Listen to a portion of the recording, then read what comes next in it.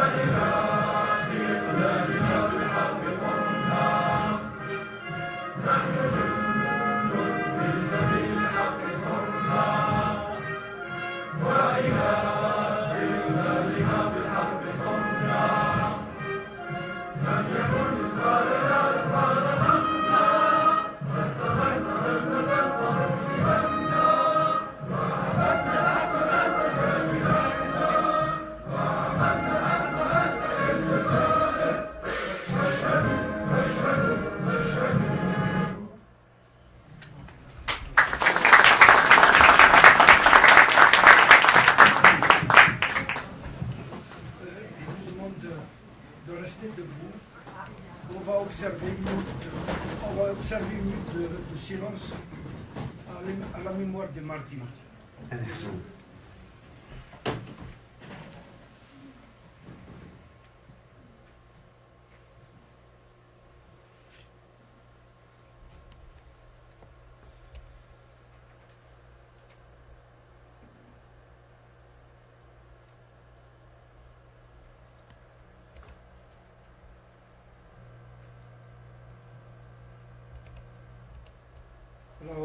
الله أكبر.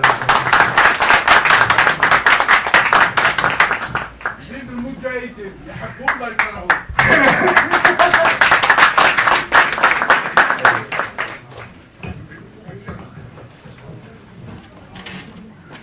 مرحبا بكم. الزول في اللون أمسوف يسول. Nous recevons parmi nous aujourd'hui un professeur en philosophie, un anthropologue, mais également auteur-écrivain sur le colonialisme. Veuillez accueillir et applaudir Monsieur Abdelkader Benarab.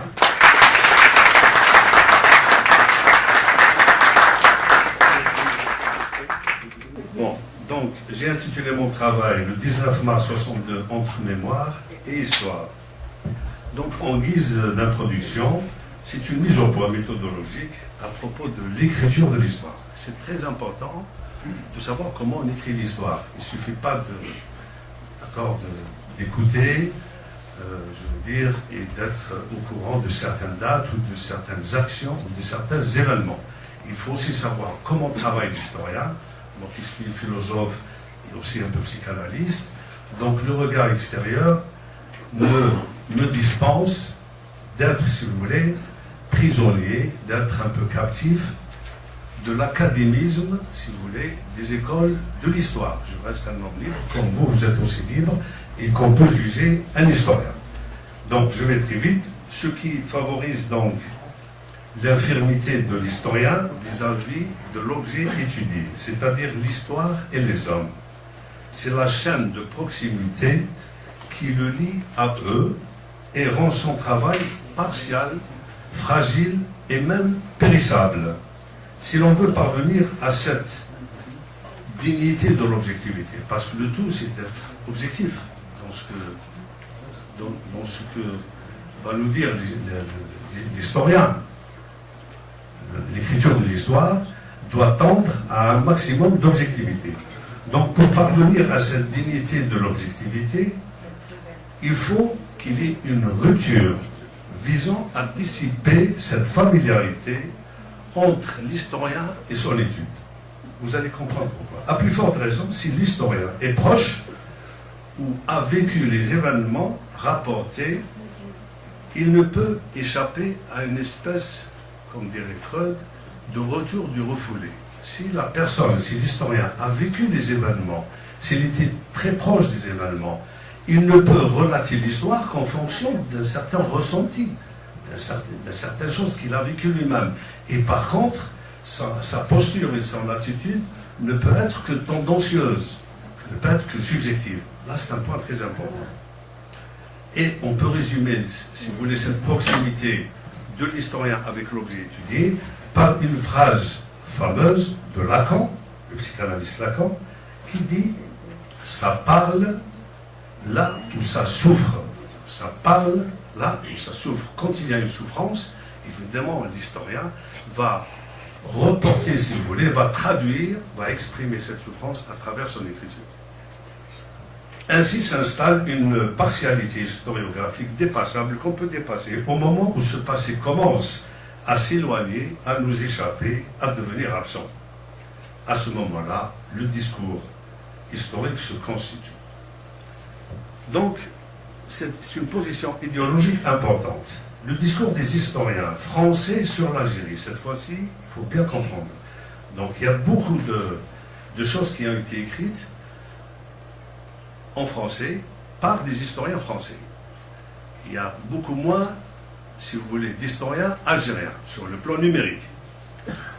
Ces historiens, en majorité, suivent une logique de casus belli, comme on dit, c'est-à-dire de belligérance, une situation de guerre où les parties s'affrontent suite à des griefs, suite à des différends et des désaccords.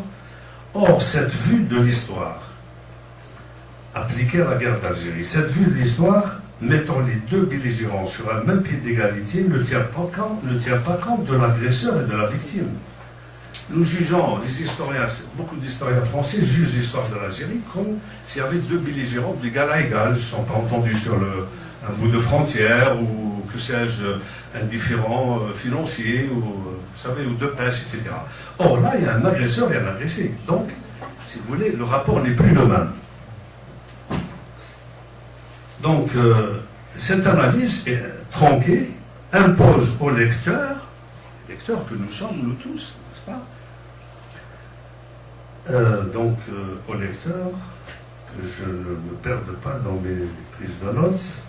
Donc, du point de vue un dominant et un dominé. Et on insiste pour que justement le dominé doit renoncer à la violence et privilégier le dialogue quand celui-ci tente de se défendre légitimement. Quand l'agressé commence à se défendre, on lui dit non, il ne faut pas être violent, n'est-ce pas? On va essayer de dialoguer, voyez-vous. Mais avant, il n'y avait pas de dialogue. Voilà.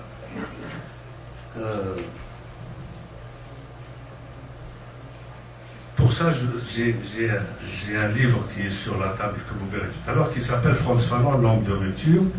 Je ne peux, bien sûr, je suis l'auteur que vous conseillez vivement de lire, mais aussi de lire Frantz Fanon lui-même, les damnés de la terre, ou bien d'autres écrits, où il est question, justement, de cette violence. C'est le colon qui a importé cette violence, qui s'est retourné contre lui, en fait. Ce n'est pas le dominé qui a commencé à être violent.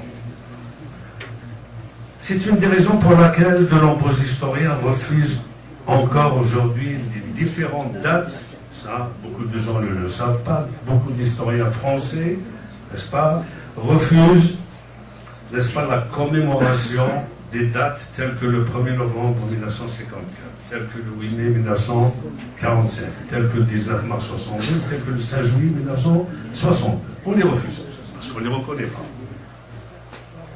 À ces dates de massacres commis par le système colonial, ils accusent l'Algérie d'en être responsable. Alors, la mémoire, c'est quoi? La mémoire est une histoire, j'allais dire, anachronique.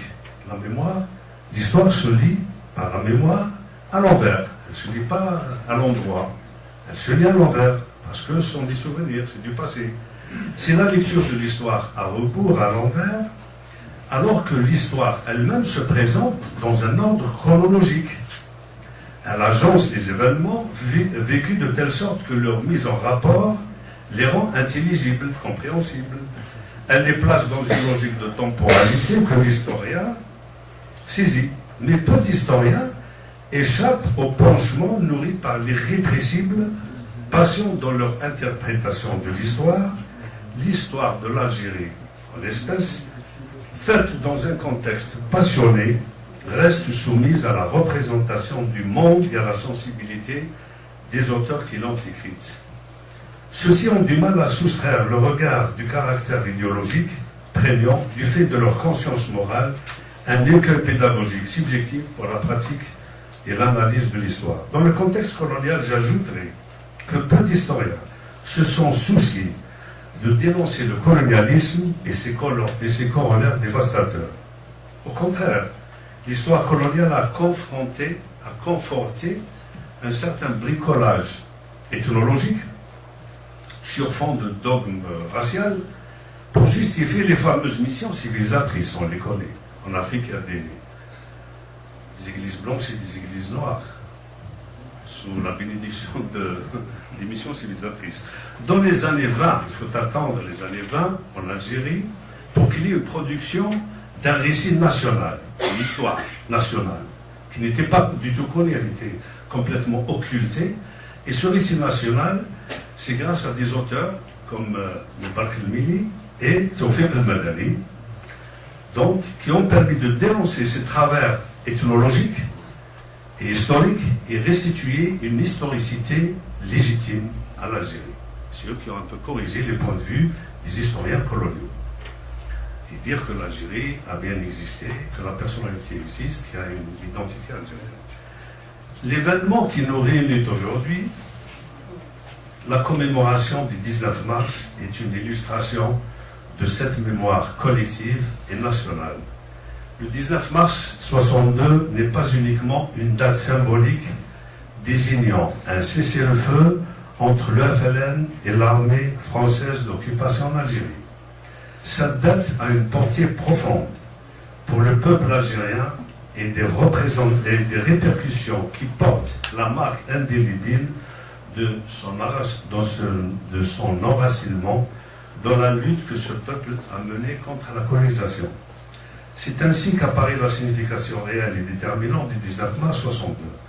Bon, je résume un peu, je saute certains paragraphes. Il est important de souligner que cette date prolonge. Elle n'est pas, je veux dire, elle n'existe pas en elle-même s'il n'y avait pas quelque chose, une antériorité. Voilà.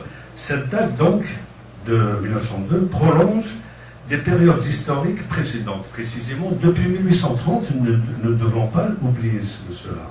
Parce que la résistance a commencé en 1830. Ni en 54, ni en 45. Il y avait déjà une histoire.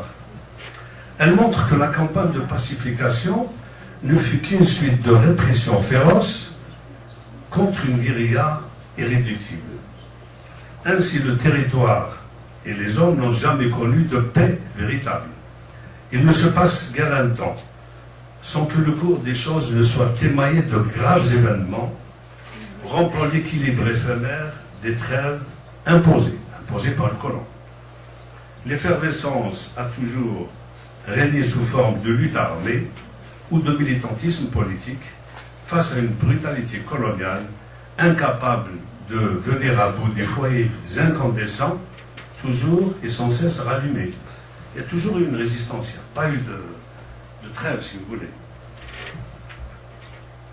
C'est dans ce contexte que nous pouvons saisir le sens de l'insurrection armée, dont la symbolique révolutionnaire retient sa date du 19 mars comme un continuum historique, donc comme une continuité dans l'histoire, d'une volonté implacable de décoloniser le pays et les gens, mais aussi une ouverture, mais aussi, important, une ouverture, c'est un dialogue. On a accepté le dialogue, on a accepté de dialoguer avec, donc, les représentants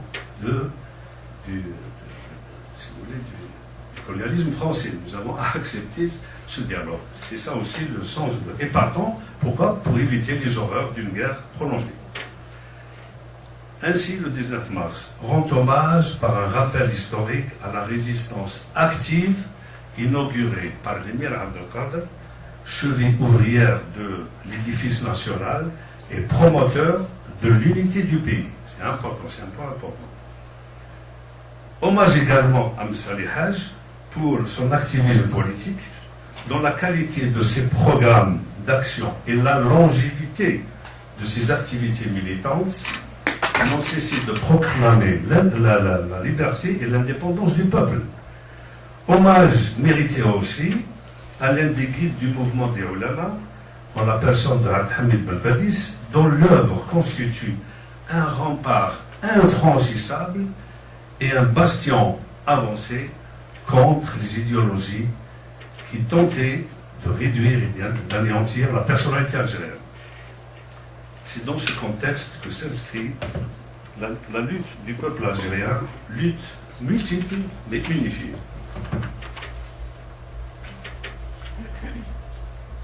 La proclamation du 1er novembre 1954 faisait comme préalable des principes intangibles: intégrité du territoire, unité de la nation, souveraineté algérienne, le FLN, interlocuteur unique.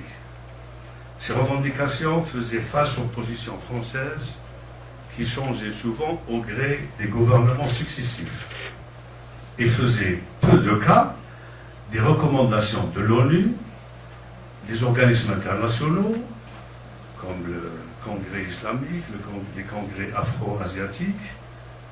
Et les premiers contacts entre le FLN et le gouvernement français remontent à avril 1956, mais ces rencontres avec les délégués du FLN étaient plutôt du côté français, pour les représentants des Français. C'était des sondages, des tests pour gagner du temps, pour, n'est-ce pas, des manœuvres destinées à passer un cap difficile. C'est la plateforme de la Soummam qui, la première, posa le problème des négociations et définit clairement les conditions du cessez-le-feu. Donc, la plateforme la suivante: reconnaissance de la nation algérienne, souveraineté de l'Algérie, libération de tous les détenus, interlocuteur unique le FLN, et donc sont signés à Évian le 18 mars 1962 les accords qui vont mettre fin à la guerre d'Algérie. Les représentants du GPRA et du gouvernement français s'entendent pour mettre en place un cessez-le-feu immédiat, prenant effet le lendemain, donc le 19 mars. Ces accords ont malgré tout permis la sortie de guerre et ouvert la voie à l'indépendance de l'Algérie sans naturellement, rompre le lien avec la France. Quel était le rôle de la Fédération de France? Là, je ne veux pas trop donc, entrer dans le détail, parce que je laisserai quand même le soin aux personnes qui ont vécu ces événements-là de mieux témoigner. La Fédération de France a vu le jour sous l'égide du FLN quelque temps après le déclenchement de novembre 1954. Regroupant d'anciens responsables du PPA du NTLD qui ont rejoint le FLN, elle avait pour mission principale d'implanter les actions de la Révolution dans l'Hexagone et quelques pays limitrophes comme la Belgique, la Suisse, l'Italie, l'Allemagne et d'autres pays. La majorité de la population immigrée a rejoint en masse le FLN et s'est impliquée dans les différents rouages de l'organisation. La participation la plus significative étant naturellement, attendez, ça ne va pas passer, je vais le procéder ainsi. Donc, la création de différents organes pour contrecarrer l'action des services français. Mais la plus importante étant la contribution financière apportée au FLN et la mise en place d'une structure administrative cloisonnée et hiérarchisée, donc en militants, sympathisants et adhérents. La création, donc, persuadée aussi l'opinion française de la justesse des revendications algériennes, et je ne vais pas trop tarder, je termine, soustraire la communauté à l'influence du MNA, de Salih Haj, pour éviter de disperser les militants et les amener à une convergence d'action. Et évidemment, un point qui est important, et souvent on l'oublie, c'est montrer à l'opinion internationale la solidarité du peuple algérien avec le FLN et le bien fondé de son combat. 3 ans après le déclenchement de la guerre, la bravoure de l'action résistante, veiller à ne pas laisser transparaître, il y a un problème de micro, je crois. C'est bon. À ne pas laisser transparaître le moindre essoufflement, en dépit des pertes humaines, des souffrances subies et de l'incontestable suprématie militaire coloniale. Pourtant, le pouvoir, il y a un paradoxe là. D'une part, le FLN, si vous voulez, c'est affaibli. Bon, c'est un point où, parce que devant lui, il y avait quand même une suprématie nette, militaire, coloniale. Pourtant, le pouvoir colonial était contraint de négocier avec le représentant du peuple. Difficile rapprochement, et en tout cas impensable rencontre autour d'une table de négociation d'égal à égal. Non pas pour reconnaître la sécession, mais pour tenter de trouver une solution honorable à cette crise du côté français face à l'intransigeance du FLN sur les questions de principe déjà évoquées. La stratégie du FLN, dont les membres forts de leurs convictions inébranlables consistaient à créer un phénomène de polarisation, ça c'est très important, ça concerne naturellement l'immigration ici, et ça c'est une tactique dont ne s'attendait pas du tout la partie adverse, c'est-à-dire les parties françaises. La stratégie du FLN, dont les membres donc, qui étaient convaincus, donc, consistait à créer un phénomène de polarisation à l'intérieur même de la centralité coloniale. Ici en France, il fallait justement jouer cette carte au centre, au cœur même de l'Empire. Ça, c'est très important. C'est-à-dire créer une visibilité internationale à la question algérienne au cœur du pouvoir continental, la France. Sachant que cette centralité continentale, coloniale, a toujours pris soin de verrouiller minutieusement le territoire occupé en Algérie, empêchant ainsi la périphérie, parce qu'il y avait un pouvoir central ici, la périphérie algérienne naturellement, c'est une périphérie indigène, donc ils l'ont toujours empêché de porter donc ces doléances au-delà des frontières nationales. On ne pouvait pas connaître, si vous voulez, les revendications des Algériens, puisque tout était verrouillé. Donc le FLN avait cette stratégie d'exporter, si vous voulez, toute sa force et toute sa diplomatie ici en France. Et c'était un succès véritable. Un succès diplomatique. C'est une question vitale que le FLN ait réussi sur l'implantation et réussisse ce tour de force suprême. C'est un exploit qui a permis d'alerter l'opinion mondiale sur le destin de l'Algérie. Bien sûr, ça a fait beaucoup de pression sur la France. Je termine, si j'ai dépassé mon temps, je termine. Une Algérie donc réduite à une guérilla indomptable face à un pouvoir colonial doté d'une armada supérieure et quasi invincible. Donc, pour 3 raisons principales. La foi profonde et l'acharnement sans faille des militants algériens, malgré les exactions, les tortures, comme en témoigneront donc, les militants qui vont défiler ici et vont nous donner leur témoignage. La grande habileté des représentants algériens à plaider la cause nationale dans une rhétorique d'engagement qui a gagné la sympathie internationale et rallié, il n'y a pas de micro là? Si, c'est bon. Et rallié donc nombre de pays à leur cause.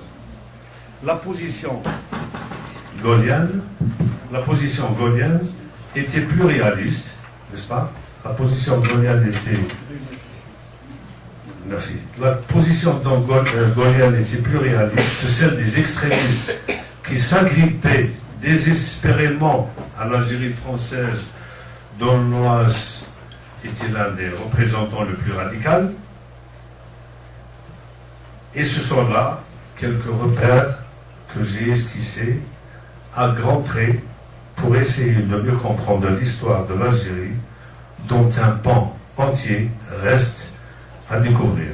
Des témoignages vont aller dans le même sens, de nos compatriotes, de nos frères, vont aller dans le même sens pour nous apporter encore quelques éclairages utiles. Et merci.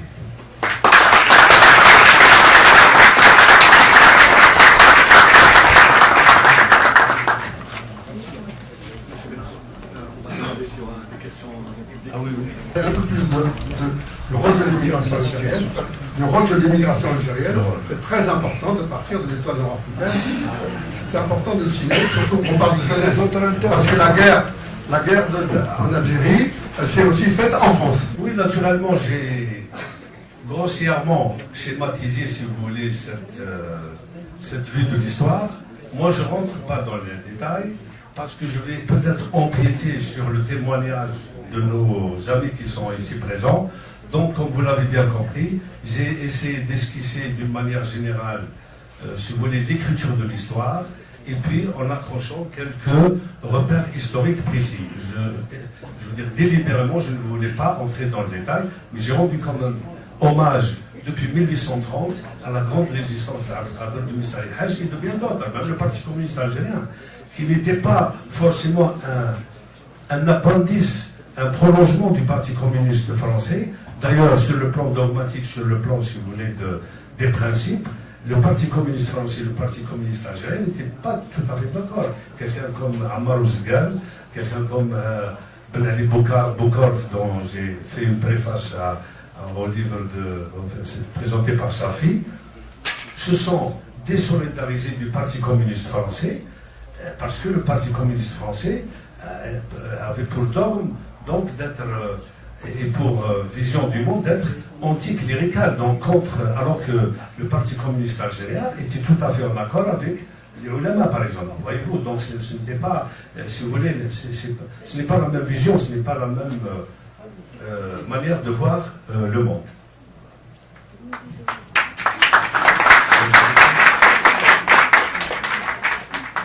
Je suis là. Ah, vous êtes là, bien. Merci beaucoup pour votre intervention. Vous indiquiez que parmi les historiens français, nombreux étaient ceux qui n'étaient pas du tout objectifs. Et effectivement, moi, je suis née en France et chaque fois que j'ai voulu me renseigner sur cette période de guerre d'Algérie, j'ai toujours été choquée de ce parti pris et de ce renvoi dos à dos du FLN et de l'armée française pour justifier quelque part la torture. Et le seul historien français qui m'a paru un tant soit peu vraiment intègre, c'était Pierre Vidal-Naquet. Je ne sais pas si vous êtes d'accord. Oui, c'est un historien qui appartient à une autre génération. Je peux répondre un petit peu, je peux donner un petit éclaircissement. Évidemment, vous avez tout à fait raison et vous allez dans le sens de ce que je disais. À plus forte raison, si les gens ont vécu les événements. Vous savez, il y a une sensibilité. On ne peut pas, je vais vous dire, si vous avez vécu vous êtes historienne, que vous avez vécu dans la guerre d'Algérie, vous ne pouvez que, plus ou moins, rapporter, amener avec vous ce bagage, si vous voulez, psychologique. n'est-ce pas, le traduire dans ce que vous écrivez. Ça, c'est dangereux. Donc, il faut une neutralité pour arriver, comme disent les anthropologues, à cette neutralité archéologique, enfin, cette neutralité éthique, si l'on veut. Il faut vraiment créer une distance. Il faut que l'événement soit complètement oublié et que vous alliez comme j'allais dire, quelqu'un qui prend ses outils et qui va travailler sur un sujet tout à fait neuf. Il ne faut pas qu'il s'implique sur le plan émotionnel. La première recommandation que je peux vous recommander, le premier conseil, de tenir bon à votre association, étant donné qu'elle joue ce rôle d'intermédiaire, et c'est notre réunion, vous avez dit. Donc vous formez une association qui répond bien à ce souci, à ces questions que vous posez. Naturellement, je crois que une chose est importante. S'il y a des choses qui ne passent pas, justement, c'est par rapport à ce que je disais tout à l'heure, par rapport à l'écriture de l'histoire. Parce que, comme le disait si bien la jeune demoiselle, pardonnez-moi, je n'ai pas retenu votre nom, effectivement, quand on lit l'histoire, on est imprégné parce qu'on l'écrit. Et après, on lit une autre page d'histoire, on est un peu tiraillé, on ne sait plus. Ça, c'est un peu l'implication personnelle des historiens. Et il faut aussi lire des historiens algériens, c'est très important, lire également des historiens américains sur la guerre d'Algérie pour avoir, si vous voulez, pour entendre d'autres sons de cloche et avoir d'autres façons de voir, si vous voulez. Juste, je précise quelque chose. Ça veut dire notre but de transmettre enfin l'histoire dans de bonnes conditions, c'est ça? Oui, et puis il y a un problème de source, il y a un problème d'archives aussi. Il y a des archives qui ne sont pas encore accessibles, je crois qu'il y a encore du temps. L'histoire, c'est une discipline très sensible. Voilà. C'est pas comme la psychanalyse, ou je sais pas, que je fais aussi.